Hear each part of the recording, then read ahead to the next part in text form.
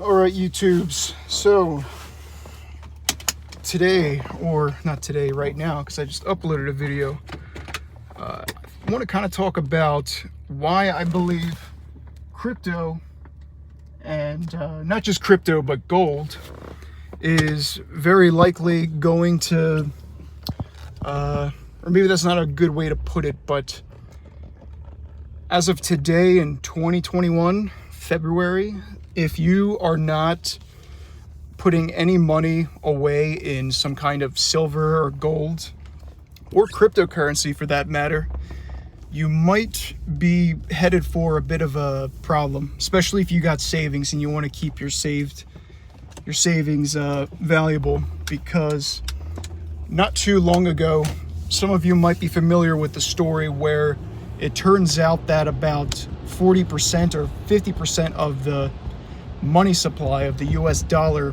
had actually risen somewhere between like 40 to 60%, somewhere around there. And that's all of like the money in like the past 20 years or something. But basically like 2019, there was basic amount of printing, and then once 2020 ended, we basically had 40 to 60% more US dollars in circulation than the year before. So it almost doubled. Not really doubled, but you know what I mean, 60 to 40%, which is a lot in a single year. It seems pretty unprecedented, and yet no one in the news media talked about it too much. I just saw an article that brought that up. I saw Tim Pool brought that up at one point, that the money was inflating like crazy. And I actually kind of saw signs of this as far back as, I believe it was July or August. I went to the ATM and I actually did like $100, $150 or $160 withdrawal, and I noticed how perfectly flat and smooth the $20 bills were on that day. And not only were they smooth, but their serial numbers matched. Like they were in sequential order, like 163A, 163D, or 163A, 163, or 164A, 165A, 166A, you know. The serial numbers were sequential, which means that they were almost fresh from the printers, not from the actual money supply in circulation. Now, I've had some people online telling me that this is basically normal. It's something that banks do a lot. They take old and wrinkly $20 bills and they'll just burn them and then replace them with like a brand new print.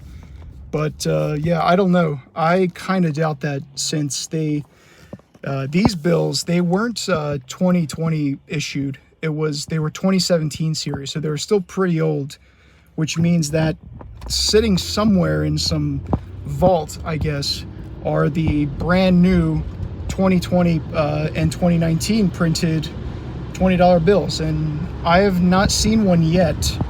I'm sure they look very fresh, but maybe someone in the comments will be able to figure that out. Why is it that all of our printed money appears to be about 3 to 4 years behind?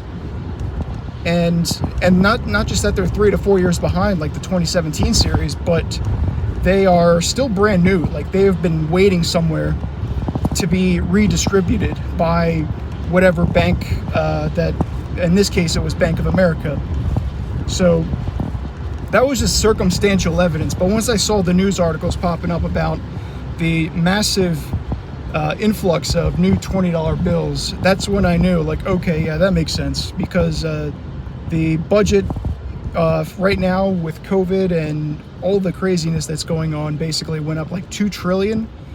And I don't think they actually had that money on hand. So what they most likely did is they just printed the money from nothing. They needed $2 trillion, so they printed $2 trillion, or maybe not really printed necessarily, since I know that some of these, some currency for whatever reason is always digital. It's never in paper form. So I don't understand why exactly that is the case. But Going back to the point of this video, which is why you should probably stock away some of your savings in either silver, gold, or some kind of cryptocurrency. If you want to play it really safe, you can always go with Bitcoin.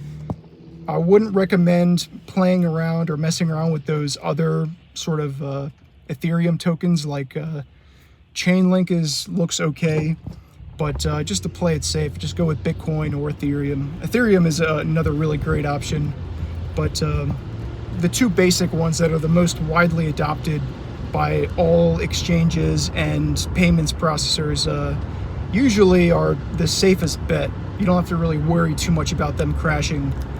But then again, you never know. You see Dogecoin making a comeback. It was supposed to be dead, but now it's basically at over the cost of a penny, which is insane.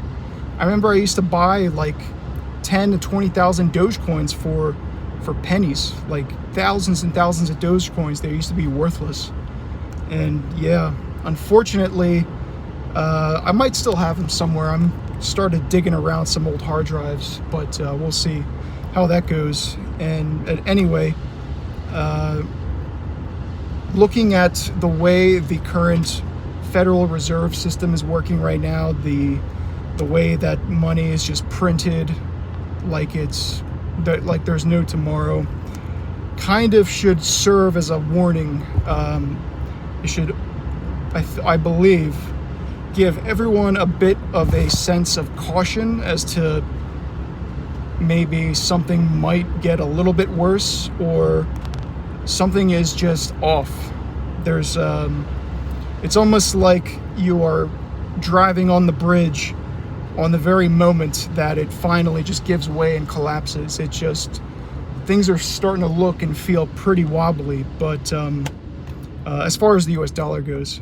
But if you want to be safe, I recommend anyone to just put in 25, 50, like a very small amount of your savings. Like, don't put like all of your savings into a single asset like that. That's crazy. I would just say, like, maybe even if you don't want, even if you don't want to do it at all, just put in like 1% or 0.5%, like $10, $15 in Bitcoin, and just let that ride out.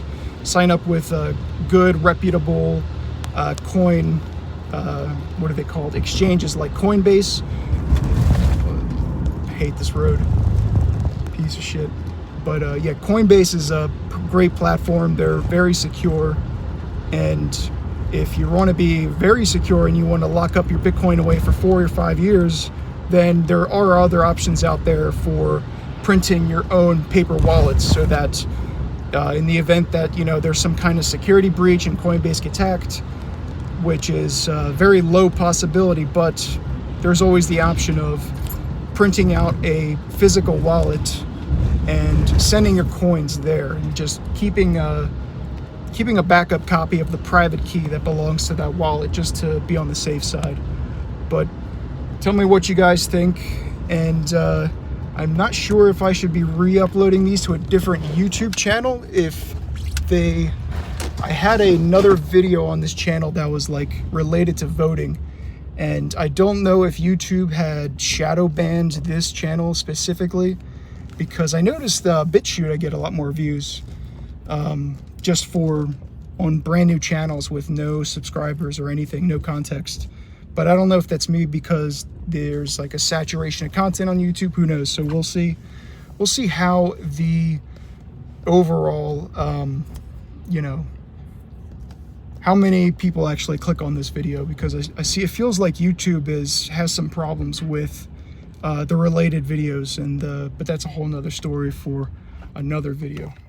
Anyway, tell me what you think in the comments, and I will see you guys later.